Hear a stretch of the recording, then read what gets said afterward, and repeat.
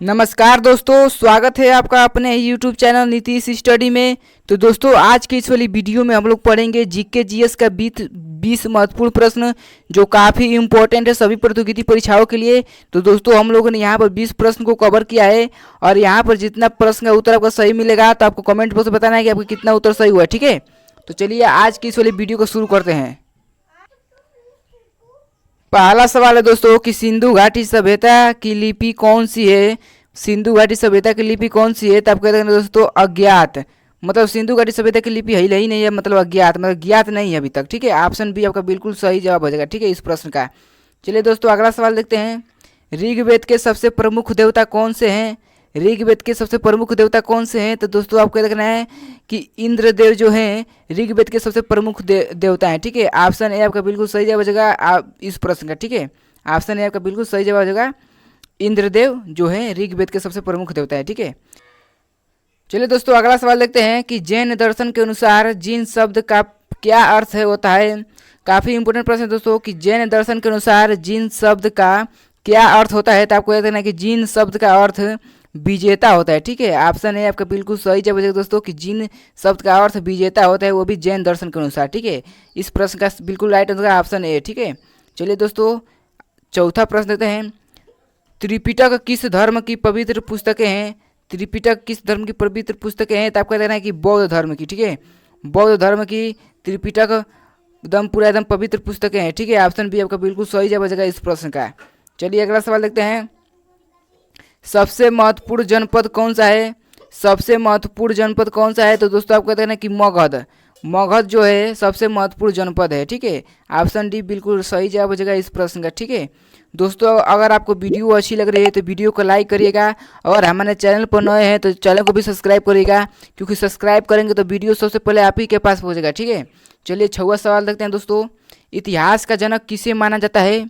इतिहास का जनक किसे माना जाता है, तो आपको कहना है कि इतिहास का जनक हेरोडोटस को माना जाता है। ठीक है, इतिहास का जनक हेरोडोटस को माना जाता है। ऑप्शन ए आपका बिल्कुल सही जवाब हो जाएगा इस प्रश्न का। ठीक है, चलिए दोस्तों अगला सवाल देखते हैं। सातवां सवाल, अर्थशास्त्र के लेखक कौन है। अर्थशास्त्र के लेखक कौन है, तो दोस्तों आपको याद रखना है कि अर्थशास्त्र के लेखक चाणक्य हैं। ठीक है, इस प्रश्न का बिल्कुल सही जवाब हो जाएगा ऑप्शन बी, चाणक्य जो है अर्थशास्त्र के लेखक है। ठीक है, अगला सवाल देखते हैं दोस्तों।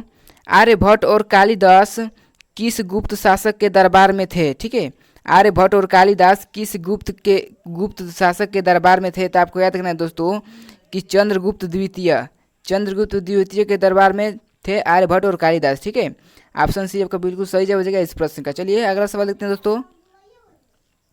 पृथ्वीराज चौहान के पिता कौन थे। दोस्तों पृथ्वीराज चौहान के पिता कौन थे, तो आपको याद रखना कि पृथ्वीराज चौहान के पिता सोमेश्वर चौहान थे। ठीक है, सोमेश्वर चौहान जो थे पृथ्वीराज चौहान जी के पिता थे। ठीक है, ऑप्शन डी बिल्कुल सही जवाब हो जाएगा इस प्रश्न का। ठीक है, यहाँ पर सभी प्रश्न सेलेक्टेड है दोस्तों, तो इसीलिए वीडियो को पूरा आपको अंत तक देखना है। चलिए ठीक है, चलिए 10वां प्रश्न दोस्तों।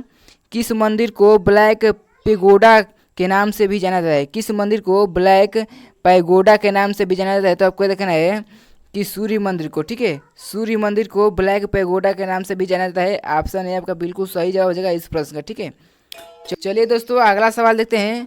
भारत के किस क्षेत्र में कामरूप एक प्राचीन नाम है। काफ़ी इंपॉर्टेंट प्रश्न है दोस्तों कि भारत के किस क्षेत्र में कामरूप एक प्राचीन नाम है, तो आपको याद रखना है दोस्तों असम। ठीक है, असम क्षेत्र में कामरूप एक प्राचीन नाम है। ठीक है, ऑप्शन बी आपका बिल्कुल सही जवाब हो जाएगा इस प्रश्न का।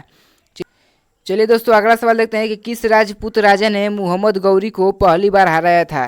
तो ये आपको याद रखना है दोस्तों कि मोहम्मद गौरी को पहली बार बघेल भीम ने हराया था। ठीक है, ऑप्शन सी आपका बिल्कुल सही जवाब हो जाएगा। ऑप्शन सी बिल्कुल सही जवाब इस प्रश्न का। ठीक है, चलिए अगला सवाल देखते हैं दोस्तों। लोधी वंश के संस्थापक कौन था। लोधी वंश के संस्थापक कौन था दोस्तों, तो आपको याद रखना है कि लोधी वंश के संस्थापक बहलोल लोधी था। ठीक है, बहलोल लोधी थे जो है लोधी वंश के संस्थापक है।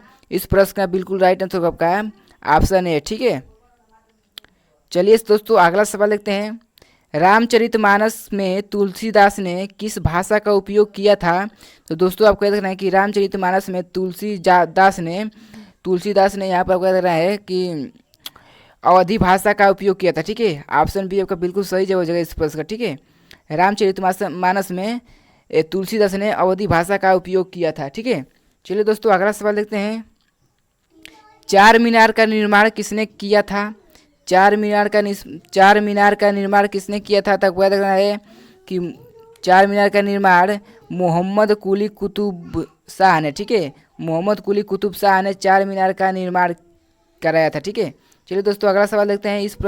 इस प्रश्न का उत्तर आपका हो जाएगा दोस्तों ऑप्शन सी, ठीक है। 16वां प्रश्न है दोस्तों कि चित्तौड़गढ़ का किला कहाँ स्थित है? काफ़ी इंपॉर्टेंट प्रश्न है दोस्तों कि चित्तौड़गढ़ का किला कहाँ स्थित है? तो आपको याद रखना कि राजस्थान में चित्तौड़गढ़ का किला स्थित है, ठीक है। इस प्रश्न का बिल्कुल राइट आंसर आपका ऑप्शन बी, ठीक है। चलिए दोस्तों अगला सवाल देखते हैं। 17वां सवाल, हवा महल किस शहर में स्थित है? हवा महल किस शहर में स्थित है? तो आपको देखना है कि हवा महल जयपुर में स्थित है। इस प्रश्न का बिल्कुल सही जवाब होगा दोस्तों कि जयपुर में, ठीक है। हवा महल जयपुर में स्थित है। ऑप्शन ए आपका बिल्कुल सही जवाब हो जाएगा इस प्रश्न का। चलिए दोस्तों अगला सवाल देखते हैं।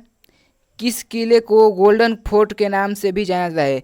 किस किले को गोल्डन फोर्ट के नाम से भी जाना जाता है? तो आपको देखना है कि जैसलमेर, ठीक है, जैसलमेर किला को गोल्डन फोर्ट के नाम से भी जाना जाता है। इस प्रश्न का बिल्कुल सही जवाब होगा ऑप्शन बी, ठीक है। चलिए दोस्तों अगला सवाल देखते हैं। बाबर किस वंश का शासक था? बाबर किस वंश का शासक था? तक बताना है कि मुगल वंश का, ठीक है, मुगल वंश का शासक बाबर जो थे, ठीक है। ऑप्शन ए का बिल्कुल सही जवाब देगा इस प्रश्न का, ठीक है। चलिए दोस्तों लास्ट वाला प्रश्न देखते हैं। कनौज की लड़ाई किस वर्ष में लड़ी गई थी?